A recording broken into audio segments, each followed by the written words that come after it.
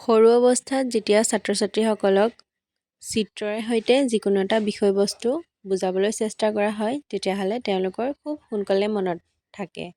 কাৰণ বিষয়বস্তুটোৰ লগত যেতিয়া চিত্ৰটো দেখে তেতিয়া শিকন পদ্ধতিটোত মনোযোগ আহি পৰে। আৰু যেতিয়াই লাহে লাহে ডাঙৰ হৈ যোৱা হয় সেই ছবিবোৰ নাইকিয়া হৈ যায় তেতিয়া আমাক পঢ়াটো নিৰস নিচিনা লগা হৈ যায়। আজিকালিতো হৈছে আধুনিকতাৰ যুগ আৰু এই আধুনিকতাৰ যুগটোৰ লগত নিজকে আগবঢ়াই লৈ যাবলৈ হ'লে আমি ডিজিটেল যিখন পৃথিৱী সেই পৃথিৱীখনৰ লগত পৰিচিত হ'ব লাগিব। আৰু তাৰ কাৰণে আমাৰ প্ৰত্যেকটো বস্তু এডভান্স হ'ব লাগিব।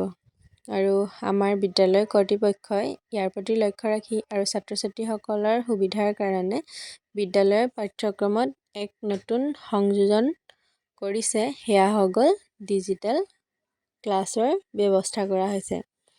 এনেও চাবচোন আমি পঢ়ি যিমানখিনি মনত ৰাখিব নোৱাৰোঁ কিন্তু চিনেমা এখন এবাৰ চাই দিয়াৰ লগে লগে গোটেই দৃশ্যটো আমি প্ৰথমৰ পৰা শেষলৈকে কৈ দিব পাৰোঁ।